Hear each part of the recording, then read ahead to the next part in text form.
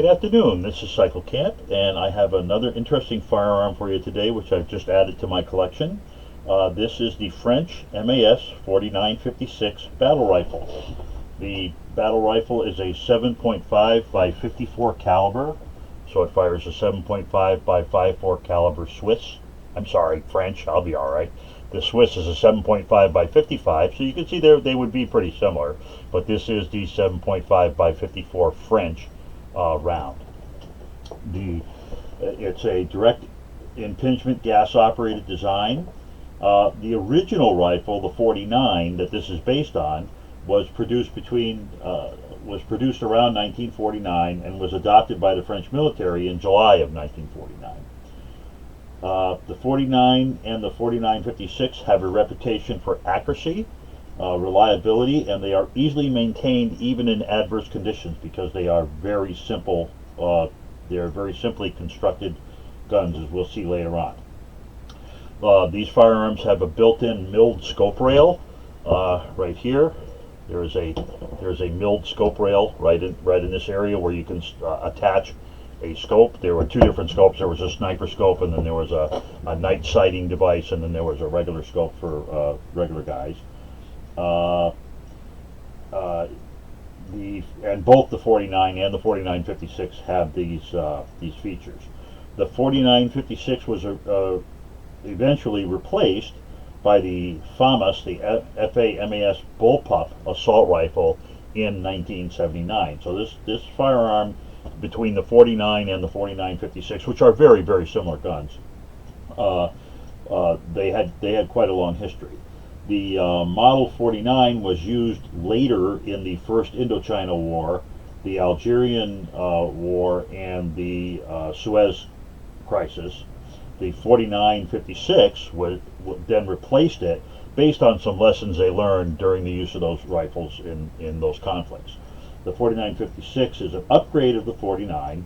The 49 only had 26,000 guns produced. The 4956 had 275,000 plus firearms produced. I see numbers 275, or I see 275, 240, depending on how accurate you want to be. The 49 is lighter. It's a little bit shorter than the 49, and they added the knife bayonet. So, and the knife bayonet slides over. There's a compensator at the end of the barrel, which is screwed on, and basically the bayonet slides over the compensator, and there's a button on the back of the bayonet to remove it. So that's basically how the bayonet works. This was a Syrian variant of this firearm. The Syrian variant of this firearm uses a spike bayonet rather than a bladed bayonet. So if you find one of these firearms and you find it with a spiked bayonet, it might be a Syrian model gun. Where were we here? So okay. So the standard grenade, they standardized on the 49 and 4956. This mechanism here is a grenade launcher, and they standardized this mechanism to fire the standard NATO 22 millimeter rifle grenade, and they added this compensator to the mix. So all of that happened as part of the development of this firearm. This firearm was extremely accurate. It was good with open sights to 400 meters, and could hit a man-sized target with great regularity at 400 meters, 800 meters if they were using the scope. The action of the rifle is one of the simplest made. There's only 6 main parts in the action of the rifle. I've never taken one of these apart, but why don't we just have some fun and see what we can do here. So the way this weapon disassembles is there's a button on the back. It's very easy to maintain. You slide the button down, you walk the bolt mechanism forward and then back off to remove it. And you can see we have the spring, and somewhere in this mess there should be a, oh, I'm sorry, it's all inside here. So we have the bolt mechanism, this is the guide rod for the firearm, the return spring, and there should be a bolt mechanism and a, yeah, here we go. There's a bolt mechanism. I probably should have taken this apart first. Now I'm screwed. I'm going to have to start this over. Excuse me, I'm going to have to start this over.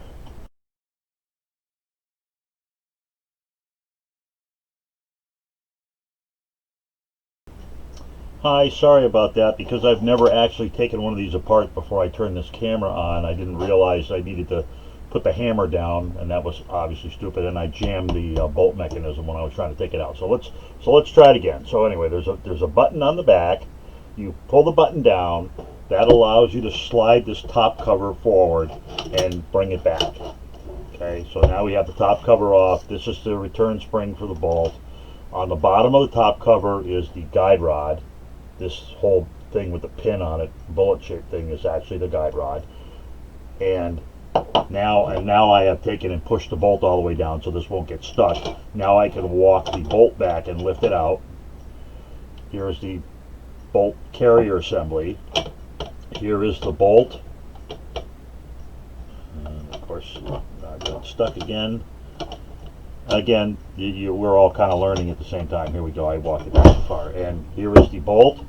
And the bolt has the extractor. The ejector is on this side, and the pin. And you'll notice this is a free-floating firing pin, and we'll talk about that a little bit later on. But as you can see, this is a very simple mechanism. There's not a heck of a lot to this.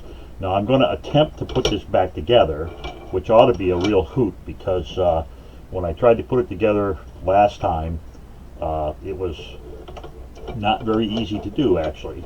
So we shall see if I'm able to get it together. And the difficulty getting it together is all in this spring, because this is a really long spring and it's pretty twisty, and you actually have to kind of guide it the entire time. You see how much spring there is left over here while I'm trying to push this forward, and of course the spring bends and twists, and it's like a little snake. So it's sort of difficult to get this all together, and I'm sure people that are really familiar with this gun could do this much better than I, but even I'm not having a horribly bad time of it. And there we are, we're back together again. Now they say that it was only 6 parts because of the return spring, the guide, the bolt, and the bolt carrier, but they left off, there's 2 pins and 2 springs that also hold the ejector and the extractor. So personally I think there's 10 parts, not 6 parts, but I'm just being fussy, I guess. Anyway, so that is how simple this firearm is put together. So we talked about all those pieces. Now, as you saw when I took out the firing pin, there is no spring on the firing pin, and as a result, this firearm is subject to the same issues that an SKS would be prone to, in that you might get slam fires, or what they call burst fires, because the bolt actually has to come all the way home or it won't fire. But you can get slam fires with this because it's a heavy steel pin, and with modern day ammunition with lighter primers, that pin can come forward enough to dip that primer and make the gun fire without you actually pulling the trigger. This is primarily with the non-French ammunition that has softer primers, and the round I showed you earlier was a PPU modern day, so I'd have to be kind of careful with this. The steel pins, however, can be replaced with a titanium pin, which are supposed to be lighter and get rid of that problem. There are 2 other methods to cure this issue. You can slightly shorten the pin. They recommend shaving about a 1/2 millimeter off the tip of the pin, filing it flat so it doesn't get the primer quite so easily. Or you can modify the bolt to accommodate a firing pin return spring. again, this is a very similar issue to what people find in their original SKSs, because those SKSs are also have free floating firing pins. So that's just some little background on that. I'm sure if they had kept the gun in service, I'm sure they would have probably modified that and solved that problem. I'm going to come down a little bit with the camera, so please pardon the messes here. So let's come down with the camera, and I'm going to show you a couple other details about the firearm. I need to get more slack from my stuff here and maybe refocus a little bit. So we have, and of course, since I'm doing that, I'm going to have a problem with the, here we go, that's a smarter way to do that. Okay, so this particular firearm has pretty nice sights on it.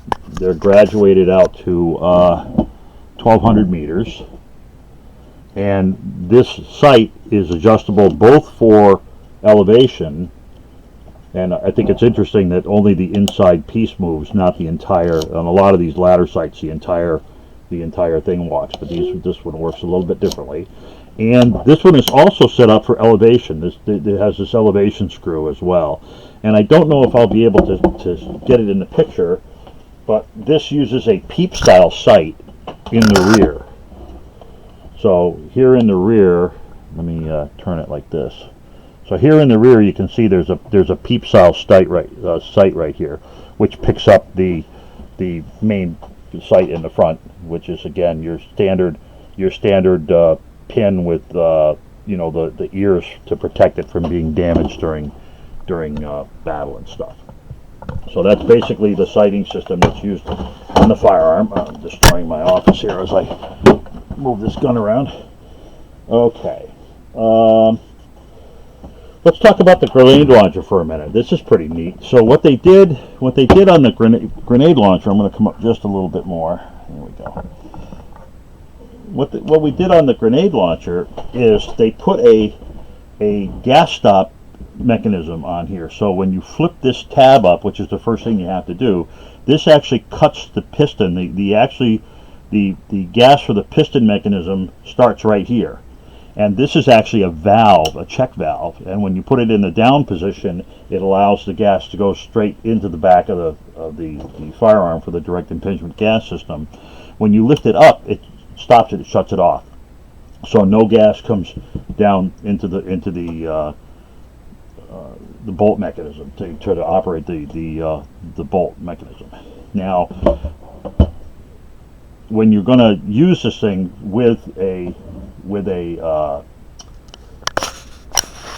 if you are going to fire a grenade with this, I just focused on my camera a little bit, sorry.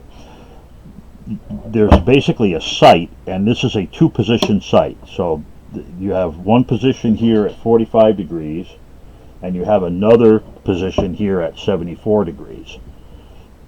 And depending on what you are trying to hit, in fact, I'm just going to walk through the manual on how to use a grenade launcher. So you would remove the magazine, you would flip up this gas port cock, which is the valve.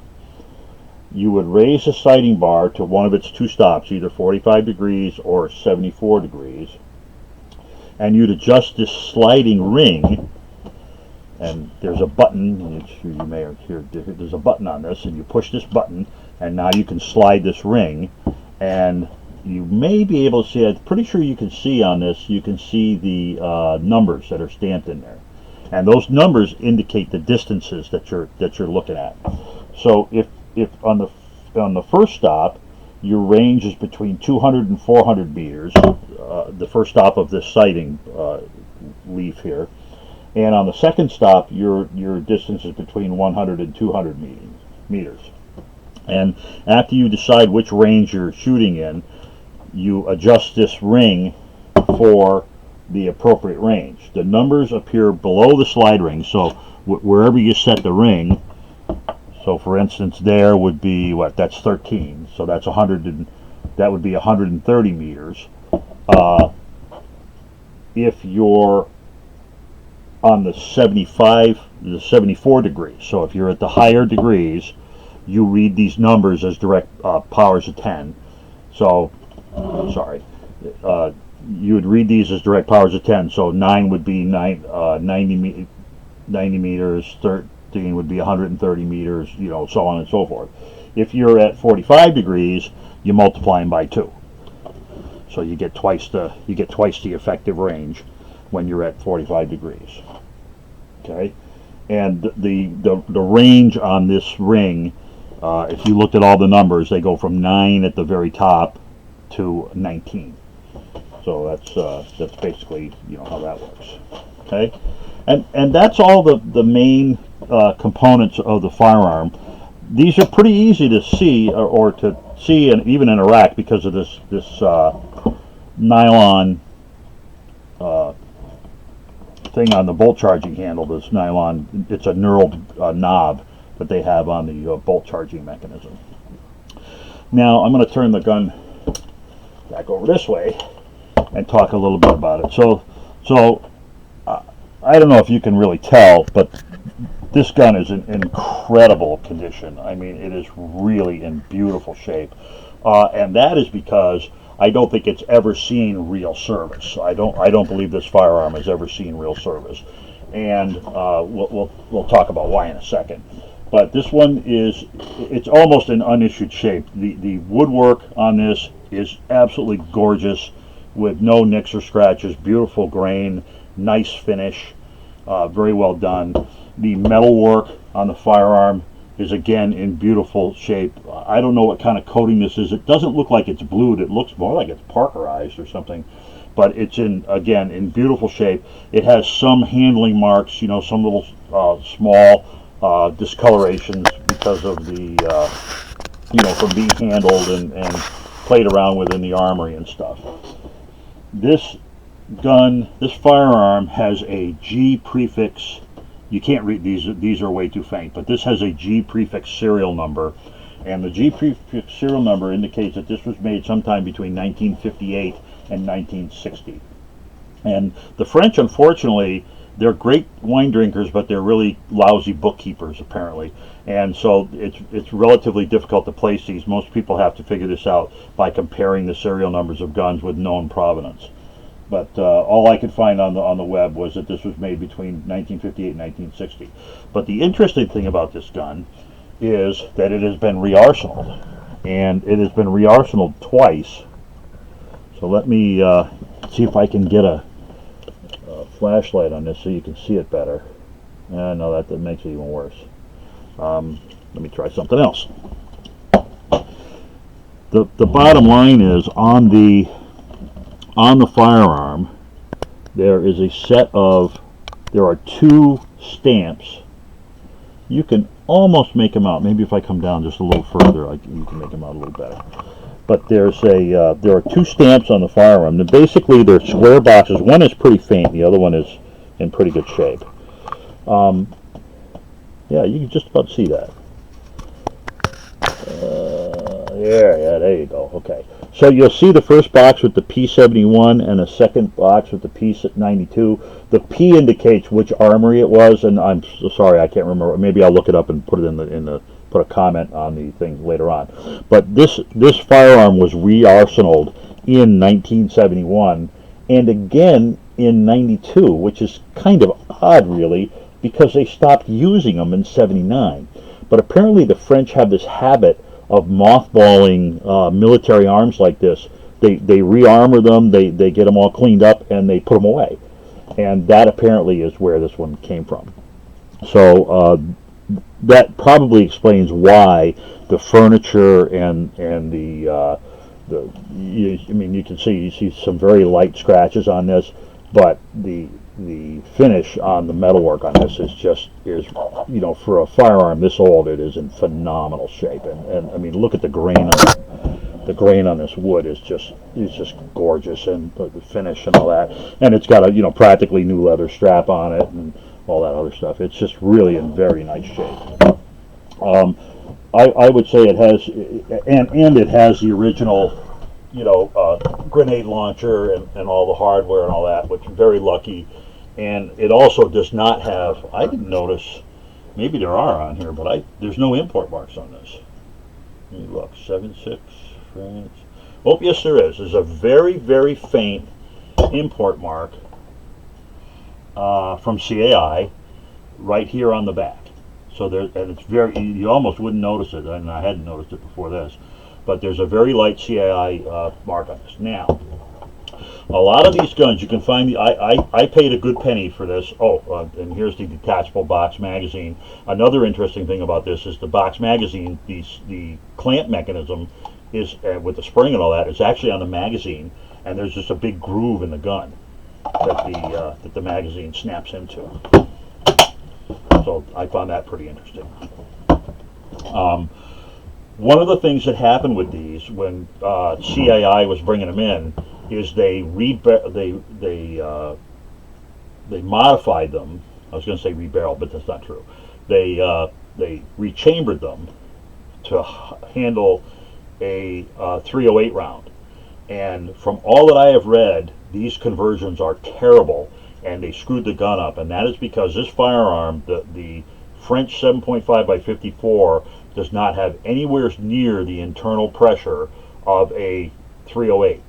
And when they made the changes, they never changed the porting mechanism to put like an adjustable gas port or to restrict that. And basically what ends up happening is these guns start firing, if they've been modified to handle 308, they start off pretty well, and then they beat themselves to death. They jams, stovepipes, failure to eject, all that kind of stuff. So my recommendation is if you see one of these and it has been converted to 308, steer clear. Don't go anywhere near it. And I paid a good penny for this gun. I've been looking for one of these for, God, at least a year. And this is the first one I've actually able to get my hands on. I was lucky enough to get one that had the bayonet and the bayonet and scabbard, and I also got two of the original French manuals, one on the firearm and the other one on the use of the grenade launching mechanism. So I felt very lucky to have been able to get a hold of this firearm. And I'm really looking forward to, I bought a couple of boxes of ammunition, and I'm really looking forward to taking it down to the range and seeing just how accurate it really is. Sorry. And that'll be our next video. Sometime in the next couple of weeks, I'll get this down to the range and set it up at 50 yards like I normally do, and see how right and tight this firearm is. Thank you so much for hanging with me. I know I rambled a little bit in there. There's a lot of information to go through, and it's a relatively new gun for me, so I haven't, the research isn't settled into my brain yet. But I really appreciate you listening. Please join us on the gunchannels.com website, where like-minded people that are interested in firearms and shooting sports come to meet every day now at noon. Every day at noon, if you're working and you're looking for something to listen to, we have the Daily Gun Show. Right now, G-Webs is out there doing his tour, his gun shop tour, and a lot of very interesting stuff. He had a great episode the other day about a military museum that he went to that had all kinds. They had tanks and helicopters, and in addition to guns, other vehicles like Jeeps and stuff, and weapons, clothing. It was a very, very interesting segment. So if you get a chance to watch any of those, that's a great thing to do, and that's on gunchannels.com. And it's called the Daily Gun Show. And most nights there's also actually during the day, and most nights there's a live chat running. So if you get a chance, come on in and join us, and share your love of firearms and the shooting sports. Again, thanks so much for watching. I really appreciate it, and I hope to see you soon when I take this thing out to the range. Bye-bye.